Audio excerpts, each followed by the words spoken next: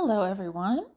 Today I was inspired to do a kiss pour, and I was inspired by the Baltimore Ravens and the Baltimore Orioles. My family, we are big fans, especially my husband. And so I am using lots of repurposed materials today. The orange paint that you see is actually 13 years old. It's been sitting in a can for as long as my son has been alive, because that's the color that we used in his room. And I just recently found all this leftover paint. So far I've held up my various colors that I'm using, and the canvas that I just placed right underneath my camera is a canvas that I almost threw away, but then I decided to save it. I sanded it down just a little bit, cleaned it off, and then spray painted it with leftover orange spray paint. Let it dry outside for about an hour or so. And right now I am just starting to build my 2 cups of paint. Each cup is probably 9 ounces total, if you fill it all the way to the top, which is exactly what I'm going to do.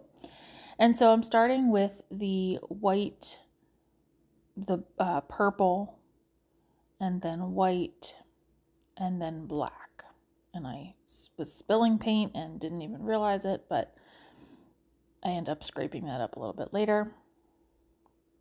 So I was just trying to decide what pattern I wanted to go in, and I knew that the pattern didn't matter too much, but I am trying to keep the paint in layers because I am going to do a ring pour on each half of the canvas. So it's a kissing ring pour. You'll see what I mean.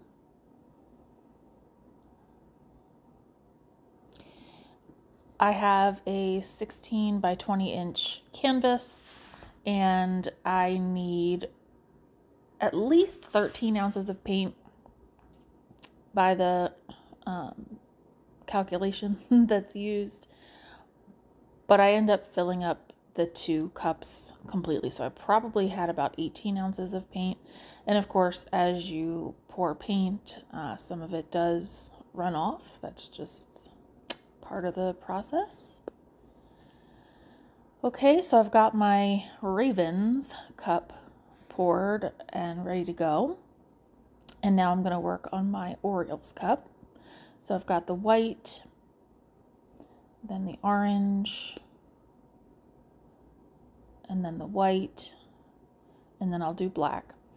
So the purple is just straight from that bottle, but the white and the black, I did mix them myself with the Floetrol that I held up earlier and a little bit of water. The orange paint, believe it or not, was pretty much the perfect consistency straight out of the paint can. I didn't realize I was spilling there again. So I actually did not add anything to that orange paint.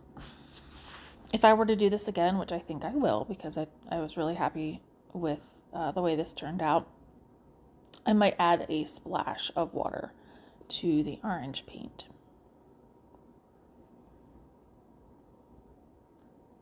I just loved the way these colors looked all layered in the cups.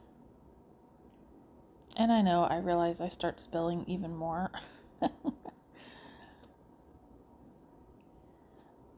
This was very much an experiment, not only with the technique of the kiss pour, but also combining the, again, Baltimore Ravens and Orioles colors together on the same canvas.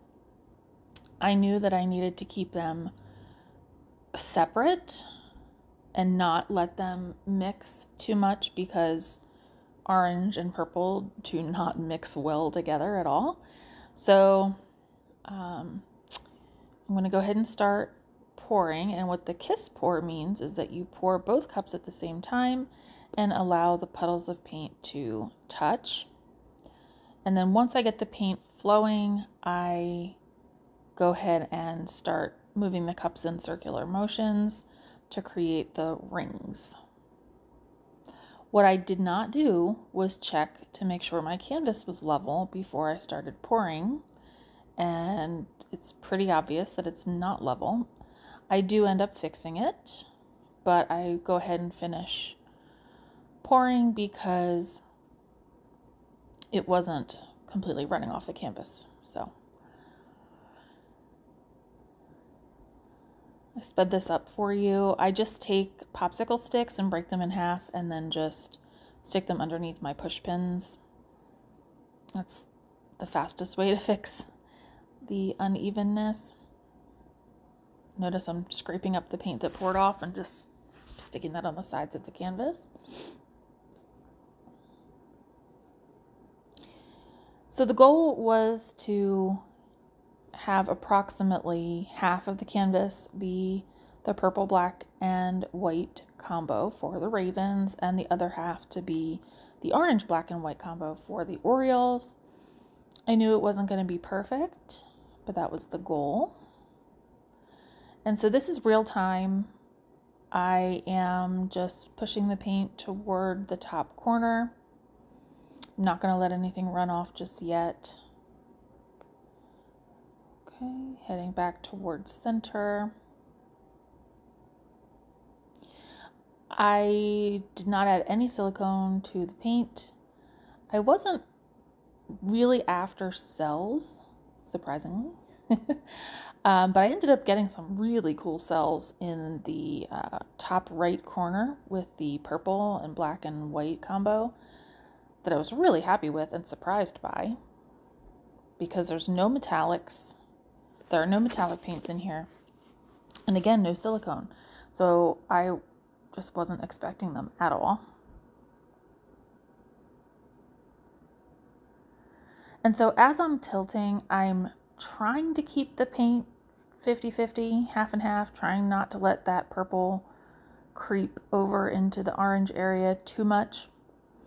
So I really did pay attention to where the weight of the paint was, and if I needed to walk the paint, kind of go back and forth with the canvas versus just holding it in one direction, I did do that at certain points that you'll see.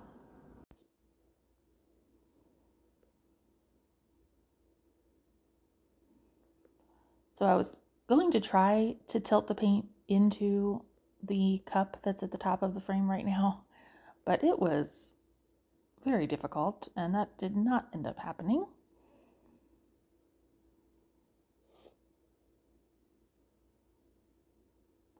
So I do apologize for going off out of the frame.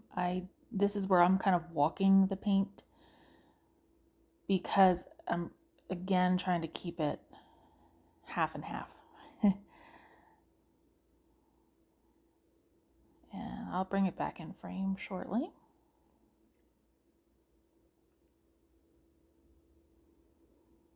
It was tricky because there are two puddles of paint. I mean, there were two pours, so the weight of the paint is in two different places.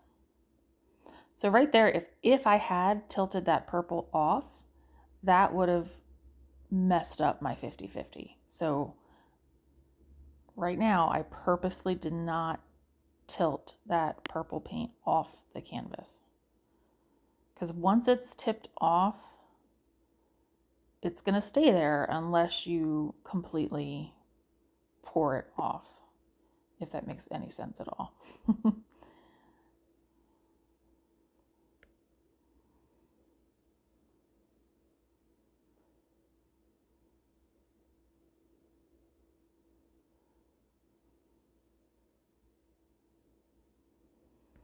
So I'm going to go straight down toward the bottom of the frame shortly, because I need to get rid of that purple that made its way over on the left side. See there? And then now we're back to about half and half.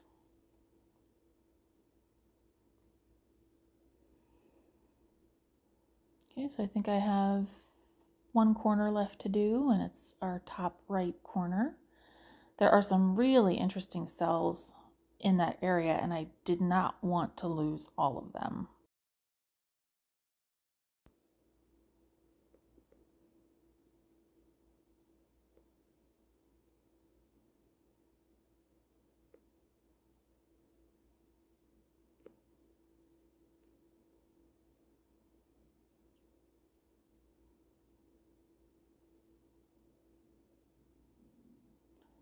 Okay, so that last corner has been tilted off, and then now I know I need to work on the right side.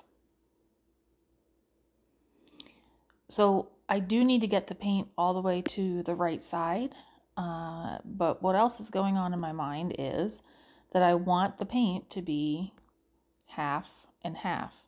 So yes, I am stretching the orange section way out in order to get this right-hand side tilted off.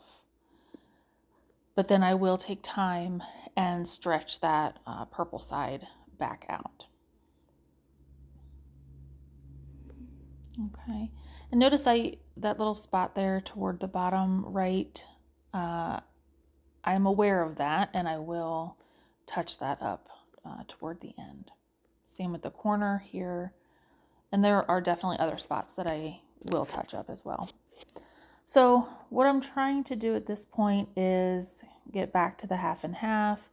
I make sure there's nothing too crazy going on swirl-wise. I didn't like it the way that it was, like with that purple area toward the top, just kind of out like a peninsula. So I kind of wanted to even things back out. So that's what I'm working on now.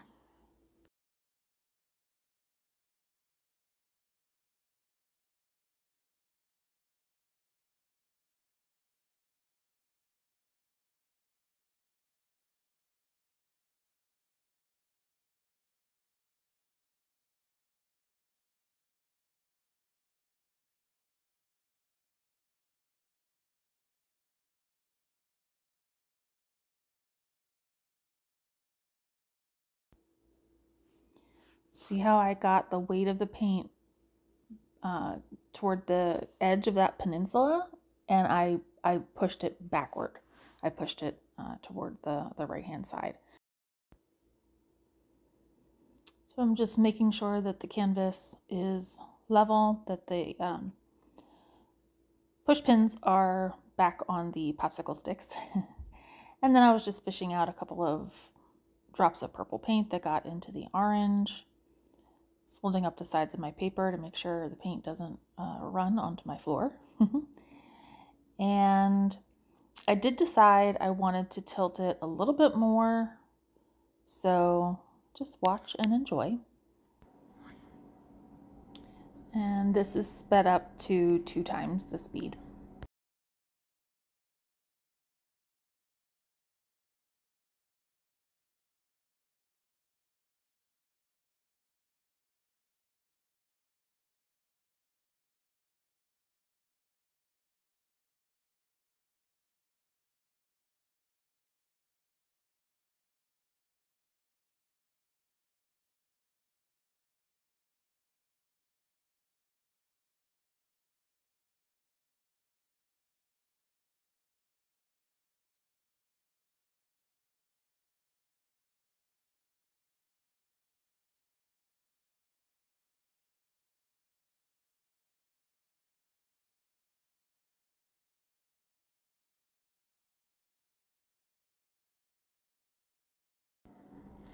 And this section is 5 times the speed, but I am just, with my gloved hand, I am just dabbing any areas that either were bare or that I didn't care for on the edges. But generally the paint that drips off right by that area matches. So I'm also using a popsicle stick. There were a couple of spots on the edges that I think I messed up. So I was using a popsicle stick to help make like some streaks on the edges so it matched. But at the same time, I'm also using that popsicle stick to scrape any dripping paint off from underneath the canvas. If you forget to do this, then there's a chance that the dripping paint will pull your design off. Not completely, of course, but if you like it the way that it is, I recommend scraping your paint on the bottom of the canvas. You really only need to do it once or twice. It just depends on how things are. And then very shortly, I will be using my blowtorch just to pop any air bubbles. And that did create a few cells, but nothing too crazy. This is real time, so you do want to keep that torch moving, but you do want to pop the air bubbles.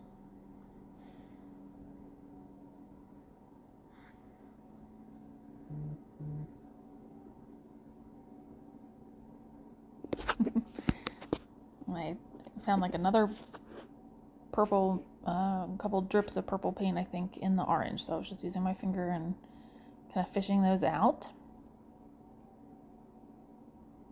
And torching just one more time. So here we're going to go in for a close-up. I was so happy with this. I've never tried A, this color combination, and B, this technique with the kissing ring pour. The black kind of, I don't want to say got lost. Oh, that's my favorite part right there. That little kind of rainbow-ish area. And then that's my other favorite part, that kind of clustering of cells. But the black on the orange side is just a little bit more muted. I think I just used less of it. I also think that the orange took over, but not in a bad way. But I just absolutely love this. And honestly, I think the only people that might understand this color combination are Baltimoreans, any fans of the Orioles and or Ravens. I did go ahead and cover it with a net to let it dry. Thank you for watching. Bye-bye.